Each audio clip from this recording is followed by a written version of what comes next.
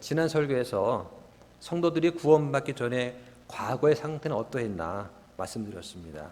그때는 하나님으로부터 우리가 멀리 떨어져 있었다. 그래서 하나님이 미워하시는 행위들을 했으며 하나님을 대적하는 원수였다 말씀을 드렸습니다. 그러면 구원받은 현재는 어떤 상태냐? 그리스도의 대신 속죄로 인해서 하나님과 화평한 관계가 되었고 우리 자신 안에도 평안이 있다. 이웃들, 특히 형제 자매들과 사랑하면서 섬기며 화평한 관계를 가지게 되었다 했습니다. 그런데 아직 우리는 몸을 입고 있어요. 그래서 불완전하고 죄를 짓습니다. 그러나 우리는 복된 소망을 가지고 살아갑니다. 이게 우리 현 상태입니다. 그러면 성도의 미래는 어떤 상태인가? 예수 그리스도께서 다시 오실 때 영광의 부활을 할 것이다 하는 것이 지난 설교의 요점이었습니다. 이번 시간에는 골로새서 1장 24절부터 29절을 강의하겠습니다. 제목은 하나님의 경륜에 따른 바울의 사역이다 이렇게 정했습니다.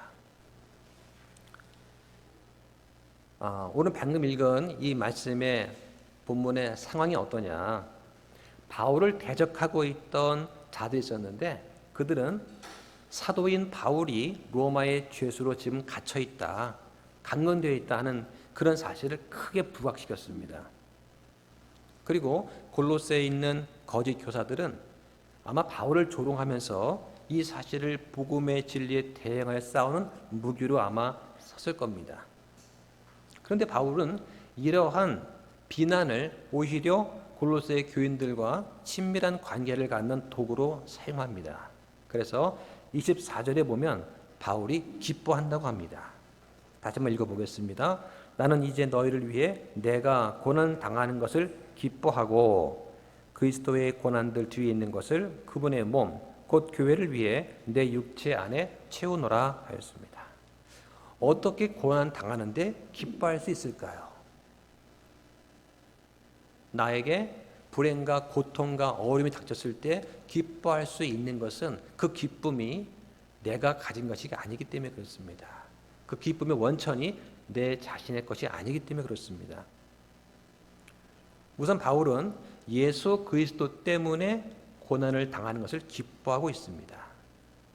그래서 빌립보서 3장 10절에 보면 바울은 그리스도의 죽으심과 일치하게 되어 그분의 부활의 권능과 그분의 고난에 참여하고 싶어 했습니다.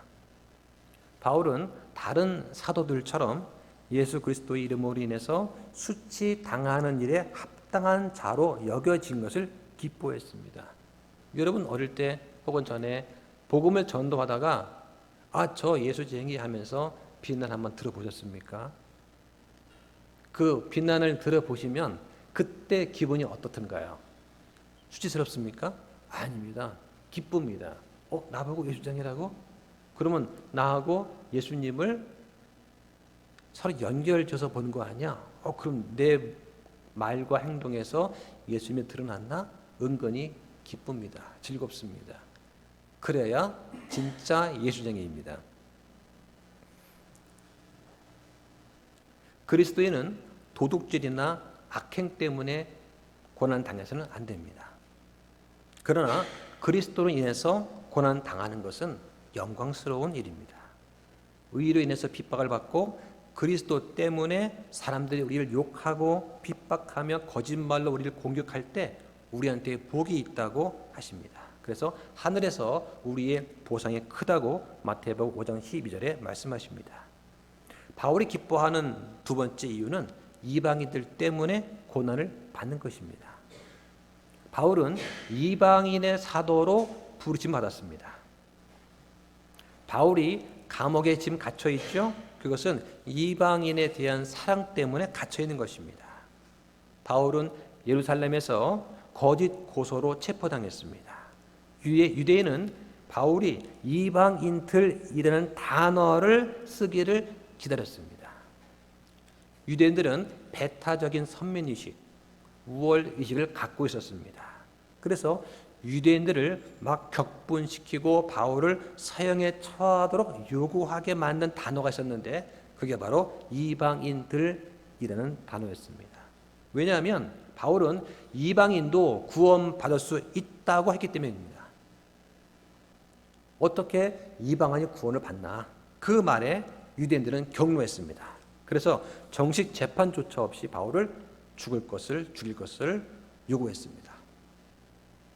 유태인이 보기에 바울은 명백한 배도한 자였습니다. 그래서 골로새에 있던 이방인들은 자기들한테 구원의 복음을 전해준 이 바울을 사랑하고 바울의 사역에 감사할 만한 충분한 이유가 있었던 것입니다. 그런데 바울이 기뻐하는 세 번째 이유가 있습니다. 바로 그리스도의 몸된 교회를 위해서 고난당하는 것입니다. 한때 바울은 본인이 교회를 핍박하던 때가 있었습니다. 그러나 지금 바울은 자신의 삶을 교회를 돌보는 일에 헌신하고 있습니다. 여러분은 구원받을 때 처음부터 예수님을 위해 헌신하기로 작정하셨나요? 처음에 복음을 들을 때 한 번쯤 저항해보고 대적해보고 나한테 복음을 전해준 그 사람한테 마음속으로나마 침을 뱉은 적이 없었습니까? 저는 처음엔 그랬었어요.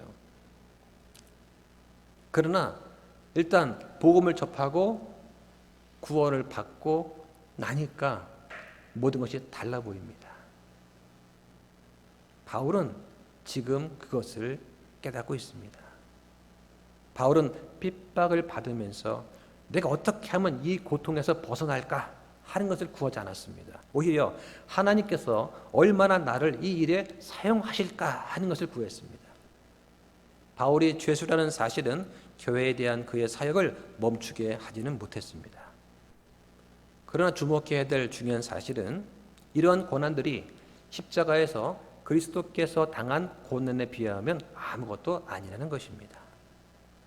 오직 하나님의 죄 없는 어린 양만이 세상의 죄들을 제거하실 수 있습니다.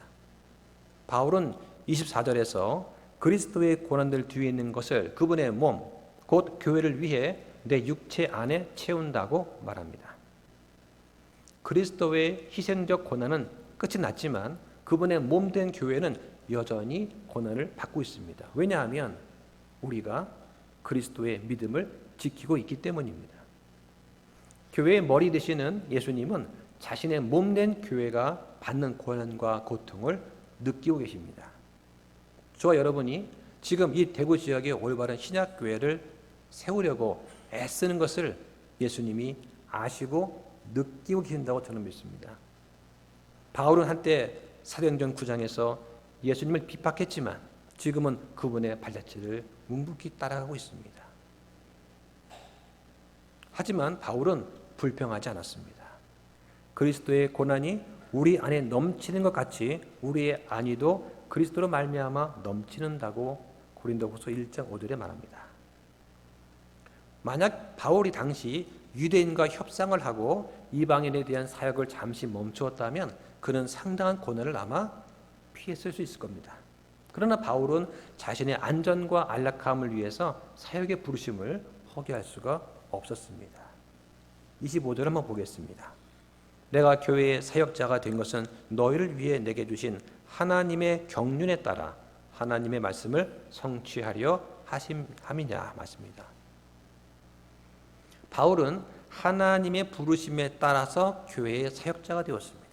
그것은 선택할 수 있는 문제가 아니었습니다. 바울은 하나님의 말씀을 성취하도록 부르심을 받았습니다. 바울은 말씀을 충분히 선포해야 했고 어떠한 진리도 양보할 수는 없었습니다. 그런데 본문에 하나님의 경륜이라는 말이 나옵니다. 그래서 이 경륜에 대해 잠시 설명을 좀 드리겠습니다. 여러분이 갖고 있는 프린터가 있으시죠? 프린터 한번 보시기 바랍니다.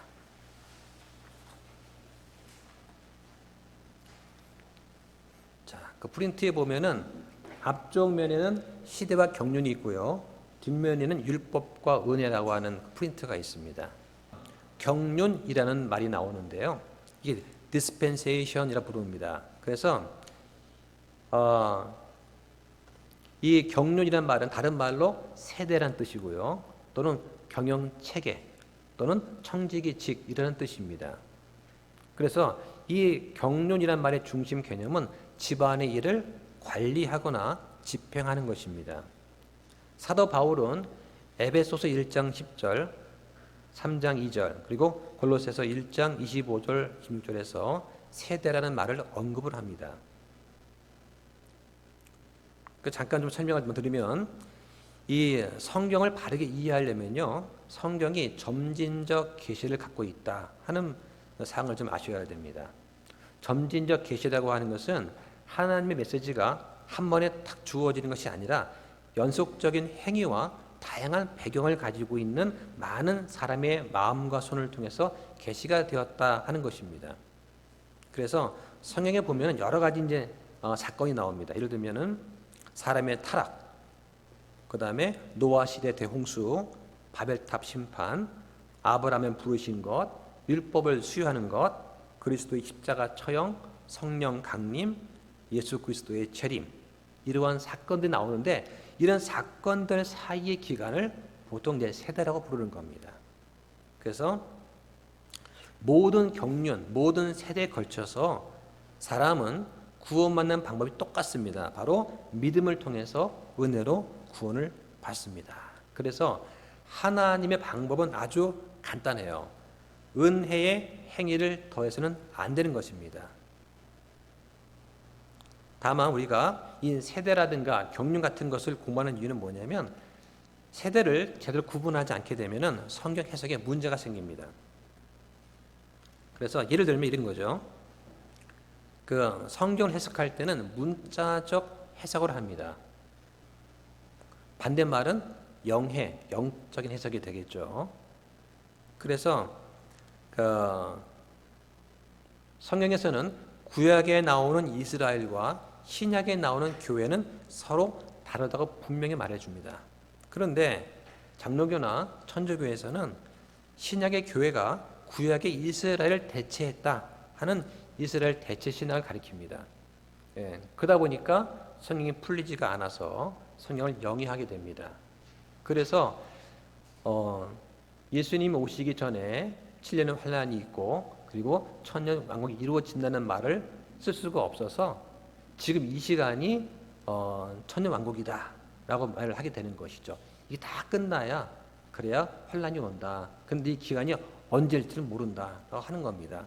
그래서 신약에서의 그런 어떤 교회 개념을 이스라엘로 대체했던 것이죠.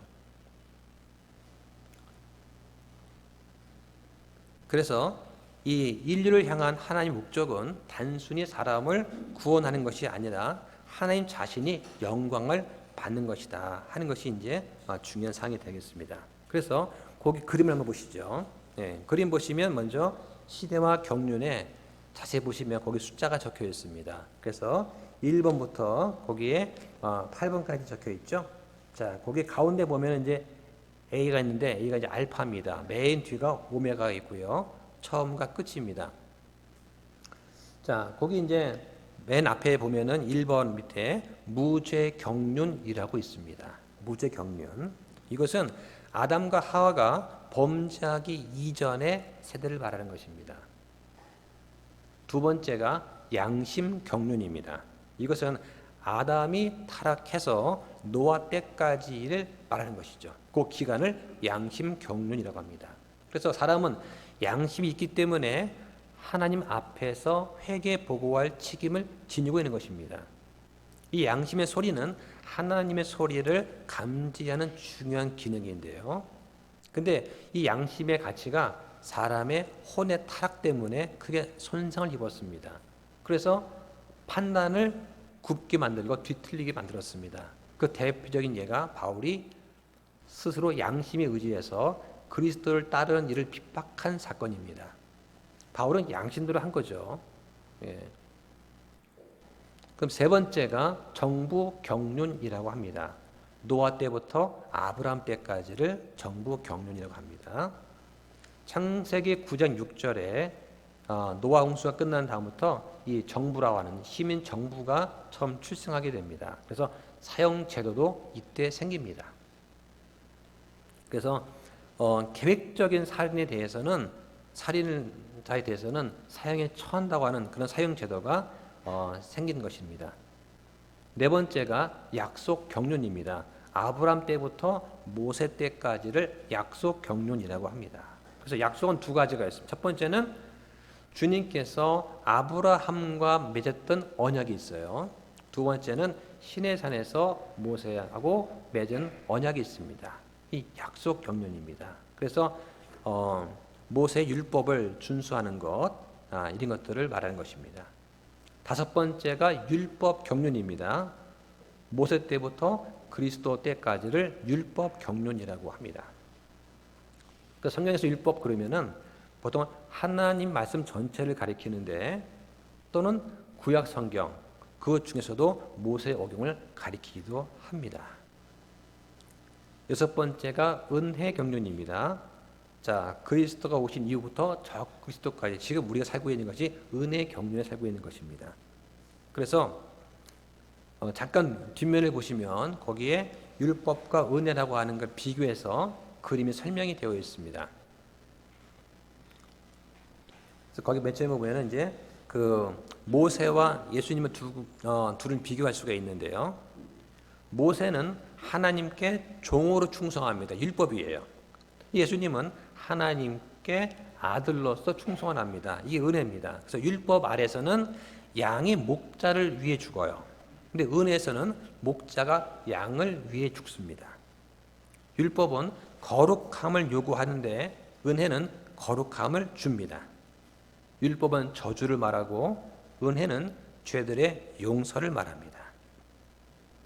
율법은 내 마음을 다하고 혼을 다하고 생각을 다하여 주 내 하나님을 사랑하라고 말하지만 은혜는 우리가 하나님을 사랑하지 않았으나 그분께서 우리를 사랑하시고 자신의 아들을 보내사 우리의 죄들로 인한 화해 헌물로 삼으셨다고 말합니다. 또한 율법은 율법 안에서 죄를 지은 자마다 율법으로 심판을 받지만 은혜는 그리스도 예수님 안에서 정죄함이 없고 사망에서 생명으로 옮겨졌다고 말을 하는 것입니다. 이게 은혜 경륜에서 중요한 사항들입니다. 다시 뒷면 돌아가서 일곱 번째가 이제 왕국 경륜입니다. 이 왕국 경륜은 메시아 경륜이라고도 하고요. 천년 왕국의 기간을 말합니다. 그래서 요한계시록 20장에 기록된 대로 땅에서 천년 동안 지속되는 그리스도의 왕국입니다. 주님께서 철장 권세로 온 세상을 통치하시는 기간입니다. 여덟 번째는 완벽 경륜이라고 합니다. 그래서 이때는 충만한 때의 경륜을 말하고 새하늘과 새 땅이 영원히 지속이 되는 그 시기를 완벽 경륜이라고 하는 것입니다. 그래서 성경에서 이렇게 8가지의 경륜, 세대, 디스펜세이션이라 가지고 세대를 구분해서 설명을 하고 있습니다. 이것도 나중에 자세한 기회가 또 오면 그때 언급을 또 하겠습니다. 자, 다시 본문으로 가겠습니다. 26절을 보겠습니다. 자, 26절에 보면 이것은 곧 여러 시대와 여러 세대로부터 감추어졌으나 이제는 그분의 성도들에게 드러난 신비에 관한 것이라 하였습니다. 바울이 이방인에 대한 특별한 메시지를 선포했는데 바로 신비에 관한 것이었습니다. 오늘날 신비하면 뭔가 좀 오싹하고 뭔가 좀 두려운 뭔가를 말할 수 있지만 바울 시대는 달랐어요. 거짓 교사들은 이 신비라는 단어를 자신들이 믿는 종교의 내적인 비밀을 설명할 때 썼습니다. 그래서 신비 말뜻은 신성한 비밀이죠. 과거에는 감추어졌고 지금은 성령 안에서 드러난 것입니다. 에베소서 3장 6절에 이런 말씀이 있습니다. 이 신비는 곧 복음으로 말미암아 이방인들이 그리스도 안에서 동료 상속자가 되고 같은 몸에 속하게 되며 그분의 약속에 참여하는 자가 된다는 것이다 하는 말씀이 있습니다. 그 신비라고 하는 것은 오늘날 하나님께서 유대인과 이방인을 교회에서 하나가 되게 만드신 겁니다. 하나님은 이스라엘 백성들을 불러서 자신의 백성이 되게 하셨습니다. 또 하나님은 그들한테 율법을 주셨고요. 놀라운 땅을 주셨습니다. 그리고 한 왕을 주시는데 그분이 어느 날 영광스러운 왕국을 세우시고 아브라함과 다윗에게 했던 많은 약속을 성취하실 겁니다. 그래서 구약의 대언자들은 메시아가 고난을 받고 메시아가 통치할 거라고 대언을 했습니다. 그런데 문제는 뭐냐면 이 구약의 대언자들은 자신들이 대언하면서도 왜 메시아가 영광에 들어가기 전에 먼저 고난을 받아야 하는지 그걸 이해를 못했어요.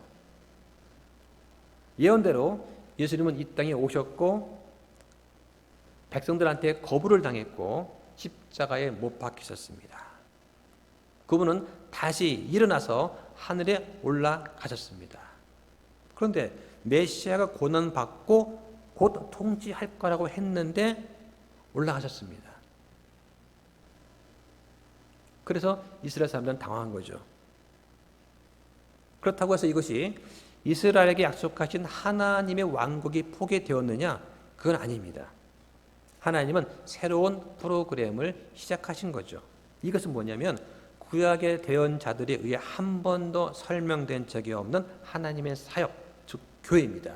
이 교회를 통해서 유대인과 이방인이 하나가 되는 것입니다. 이 사역을, 이 교회의 신비를 구약의 대언자는 전혀 이해를 못한 것입니다. 27절에 보겠습니다. 하나님께서는 이방인들 가운데서 이 신비의 영광의 풍성함이 무엇인지 자신의 성도들에게 알리려 하시는데 이 신비는 너희 안에 계신 그리스도 곧 영광의 소망이시니라. 교회가 완성이 되면 예수 그리스도께서 오실 것이고 자신의 백성을 하늘로 데려 올라가실 겁니다. 지금 아직 예수 그리스도의 몸이 충만히 채워지지 않았습니다. 그때 예수님은 다시 이스라엘을 한 백성으로 통치하시고 약속된 왕국을 세우실 것입니다. 그럼 이 메시지가 이방인들한테 어떤 의미를 주었을까 한번 생각해 보시기 바랍니다. 지금 골로새에 있는 이방인들은 더 이상 하나님의 영광과 은혜의 그 풍성함, 그 부유함에서 제외된 것이 아닙니다. 구약의 경륜에서는 이방인들이 이스라엘이 받을 복을 공유하려면 어떻게 됐습니까? 바로 유대교로 개종해야 했습니다. 그래서 할례를 받고 유대교로 개종을 해야만 유대인이 되었고 유대인이 받는 복을 받았죠. 근데 새로운 경륜, 새로운 다스리는 그 방식에서는 유대인과 이방인이 똑같이 예수 그리스도를 믿는 그 믿음으로 구원을 받습니다. 그러니까 유대인 거짓 교사들이 바울을 대적하는 것은 당연했던 거죠. 바울은 뭐라고 했냐면 유대인과 이방인들 사이에 차별이 없다고 말한 것입니다. 이 말에 유대인들은 발끈한 것이고 유대인 거짓 교사들은 바울을 잡아 죽이려고 안달이 나 있는 상태인 것입니다. 기독교 환경에서 자란 분들은 구원받은 것을 당연시하는 경향이 있습니다. 나 모태 신앙이야. 그래서 뭐 태어날 때부터 나 유아 세례 받았고 태어날 때부터 교회 다녔고 지금도 교회 다닌 지 20년 됐어. 그러면 구원받는 거 당연한 거 아니야? 라고 말을 합니다. 근데 어릴 때부터 불신 가정에서 자라서 교회에 간다고 해서 부모한테 회초리를 맞고 추운 겨울에 집안에 못 들어오게 밖에서 벌벌 떠며 서 있고 그리스도를 믿고 성경책을 읽는다는 이유 하나만으로 밥도 굶었던 그런 경험이 있는 사람들은 드디어 내가 하나님의 자녀가 되었다는 그 사실에 감격합니다. 온몸에 전율을 하면서 기뻐서 어쩔 줄 몰라 하죠. 그런 감격을 느껴보신 적 있으십니까? 저는 그랬습니다. 그렇기 때문에 어릴 때 저는 모태신앙이 그렇게 부러웠어요. 자, 저 어릴 때부터 저렇게 말씀을 읽고 믿음의 가정에서 같이 기도하고 예배하면 자란 저 사람 얼마나 행복할까. 근데 정작 그 본인들은 본인이 행복한지 모르는 거예요. 그러나 그 울타리 밖에 있던 저는 그들이 얼마나 부러운지 모릅니다.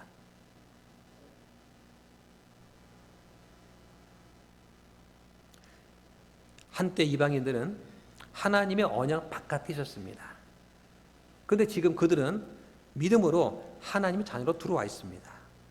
한때 그들은 무지와 죽음 가운데 살았는데 지금은 그리스도 안에서 하나님의 지혜의 부유함을 나누며 살고 있습니다. 한때 그들은 소망이 없었지만 지금 그들은 영광의 소망을 가졌습니다. 왜냐하면 그리스도가 그들 안에 살아 계시기 때문입니다. 이것은 오늘 우리에게도 그리스도와의 첫사랑을 다시 한번 되새기는데 유익할 것 같습니다.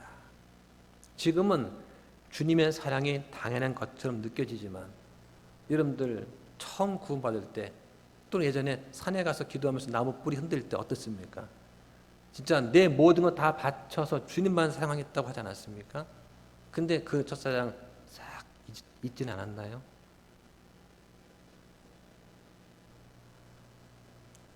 내가 처음 주님 만났을 때 그 감동은 세상 그 어떤 것보다도 가슴 설레이고 황홀한 것이었습니다.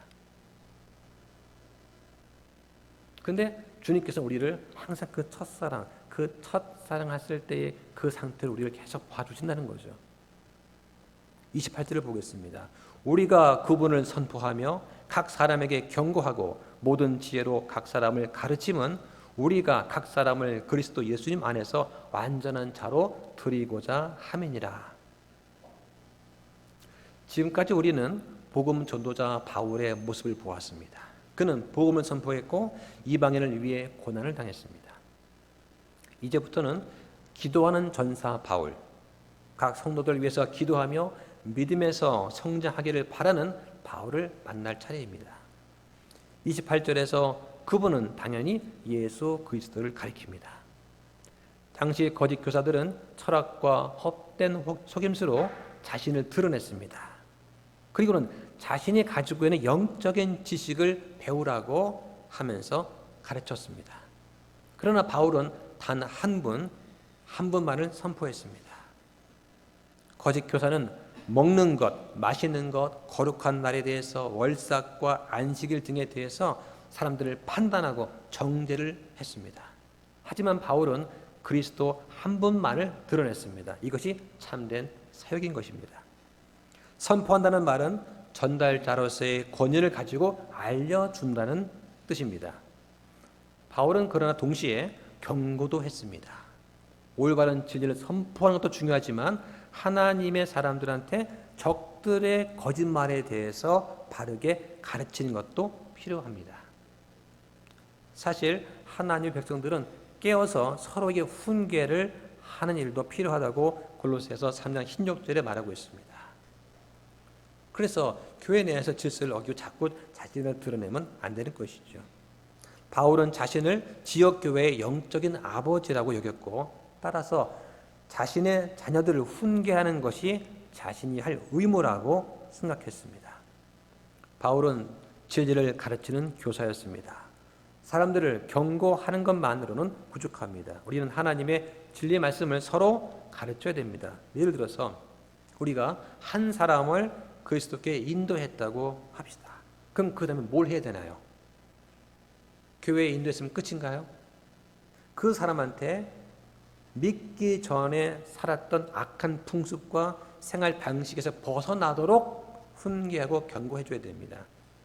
그 다음에는 그리스도인의 삶에 관한 진리를 가르치는 게 중요합니다. 그래서 교회가 필요한 것입니다. 교회 역할은 그리스도인다운 삶을 살도록 하나님의 말씀, 교리를 가르치는 것입니다. 교회는 사회참여운동이나 선동을 하는 것이 아닙니다. 그것은 다른 사회단체가 할 일입니다. 바울은 그리스도를 선포했을 뿐만 아니라 그리스도를 가르쳤습니다. 왜냐하면 그리스도 안에는 지식과 지혜의 모든 보화가 감추어져 있기 때문입니다. 어떤 새로운 가르침을 소개할 필요가 없습니다. 왜냐하면 믿는 자가 알 필요가 있는 모든 것은 예수 그리스도에 관한 것이기 때문입니다. 그래서 본문 28절에서 모든 지혜로 각 사람을 가르치는 것이 바울의 주요한 관심사였습니다. 지혜는 지식을 올바로 사용하는 것입니다. 거짓 교사들은 사람들한테 감추어진 지혜를 주겠다고 약속했습니다. 그래서 당신들도 우리처럼 영적인 엘리트로 만들어 주겠다고 말한 것입니다. 그러나 모든 영적인 지혜는 오직 예수 그리스도 안에서만 찾아볼 수 있습니다. 바울의 의도는 그리스도 예수님 안에서 각 사람을 완전한 자로 드리고자 함이었습니다. 완전하다는 말은 영지주의들이 좋아하는 말이었습니다. 그 말은 초보다를 벗어난 성숙하고 종교의 비밀을 충분히 숙지한 그런 제자 같은 사람을 가리키는 말로 사용했습니다. 근데 바울은 그 말을 그리스도 안에서 완전한 성숙함을 가리키는 말로 지금 사용하고 있습니다. 이것이 바울이 선포와 훈계와 가르친 목적입니다. 29절을 한번 보겠습니다. 이 일을 위해 나도 내 속에서 강력하게 일하시는 그분의 활동에 따라 싸우며 수고하노라 하였습니다. 여기 싸운다는 말은 운동선수들이 쓰는 말입니다. 이 말은 달리기 경주에서 이기려고 전력 분투하는 모습을 상상하게 만듭니다. 여기서 우리는 바울이 기도하는 모습을 상상해 볼 수 있어요. 여러분 기도할 때 어떻게 기도하십니까? 예수님처럼 땀방울이 핏방울이 되게 기도하십니까? 아니면 침대 옆에 병들어 잠이 든 아이를 바라보면서 애간장이 끊어지는 듯한 아픔으로 기도하십니까? 아니면 더 이상 피할 곳이 없는 막다른 골목에 몰려서 간절함으로 기도하고 계십니까? 물론 그럴 수도 있겠죠. 하지만 우리 대부분은 아마 침착하고 편안하게 기도할 것입니다. 바울은 본문에서 그리스 올림픽에서 달리기 선수가 최선을 다해 노력하는 모습처럼 영적인 근육을 사용해서 기도하는 모습을 보여줍니다. 또한 에바브라가 뒤에 4장 12절에서 너희를 위해 뜨겁게 기도한다 하고 또 말합니다. 이 말은 그렇다고 해서 우리가 기도할 때 육체적인 에너지를 막 쥐어짜서 기도해야 또 효과적이다 그런 말을 하는 것이 아닙니다. 더구나 하나님과 막 씨름하면서 하나님의 보호자를 움직이는 그런 기도를 하라 이런 뜻도 아닙니다. 하나님은 우리의 필요를 채워주십니다. 바울은 지금 영적인 싸움을 말하고 있는 것입니다. 그것은 바울의 삶에서 일하시는 하나님의 권능에 따른 것입니다. 진정한 기도는 성령 하나님의 권능으로 아들 하나님의 이름으로 아버지 하나님께 드리는 것입니다. 성령님이 우리 삶에서 일하실 때 우리는 하나님의 뜻에 따라서 강력하게 기도할 수 있습니다. 그러면 성령님이 어떻게 우리의 기도를 도와주시나요? 먼저 성령님은 우리한테 말씀을 가르쳐 주십니다. 그리고 하나님의 뜻을 보여주십니다. 기도는 우리가 하나님의 뜻을 바꾸려고 노력하는 것이 아닙니다. 오히려 기도는 하나님의 뜻을 알고 그분의 뜻에 따라 기도하는 것입니다. 성령님은 끊임없이 우리를 위해 중보하십니다. 그래서 우리가 하나님 말씀을 듣고 있지 않을 때도 성령님은 아버지 하나님의 뜻을 잘 알고 있고 그분의 뜻에 따라 기도하도록 우리를 계속 권면해 주십니다. 우리가 힘들게 기도하지 않고 내가 기도하고 있는지조차 인식하지 못할 때처럼 기도할 때가 있습니다. 그때는 성령님께서 우리한테 기도할 수 있는 영적인 힘을 공급하고 계시다는 증거가 됩니다. 성령님은 아버지의 뜻을 잘 알고 있고 우리가 아버지의 뜻에 따라 기도할 수 있게 도와주십니다. 결론 말씀을 드리겠습니다. 오늘 본문에서 바울은 자신의 사역에 대해서 설명을 합니다. 그리고 그 사역을 하는 도중에 바울을 대적하는 자들의 고소와 비난을 잠잠하게 만듭니다. 또한 골로새 교인들을 위해서 바울이 한 일을 깨달을 때 믿는 자들의 마음을 격려시킵니다. 우리 모두는 사도로 부르심 받지는 않았지만 각자 하나님이 주신 사역을 감당하고 있습니다. 어떻게 해요? 우리는 복음을 나누어 줍니다. 그리고 혼을 구하는 일을 합니다. 가정에서, 직장에서, 사회에서 우리는 만드는 자마다 우리의 말과 행실과 언어로 복음을 전하고 있습니다. 그래서 우리는 그리스도로 인한 고난을 당하며 하나님이 우리에게 주신 사역을 성취해가는 것입니다. 하루하루가 그저 평탄하고 즐겁기만 하다면 그리스도인답게 살아가는 것이 아닐지 모릅니다. 내 안에 그리스도 때문에 생긴 고통, 고난이 있는 것이 너무나 당연한 것입니다. 우리는 하나님의 자녀된 자들을 위해 기도할 수가 있고 그들이 성숙하도록 격려할 수가 있습니다. 바울은 시간을 내어서 개인을 위한 사역을 합니다. 1장 28절에 각 사람에게 경고하고 가르치고 완전한 자로 드리고자 노력한다고 말합니다. 그래서 만약 우리가 이 교회 내에서도 단 몇 사람을 위해서 우리가 사역을 한다면 우리는 교회 전체를 위해서 전체를 돕고 있는 것과 마찬가지입니다. 하나님이 주신 이러한 사역을 묵묵하게 성취를 하면서 그리스도의 몸된 교회를 성장시켜 나가는 화평 침례 교회가 되기를 예수님 이름으로 축원합니다. 기도 마치겠습니다.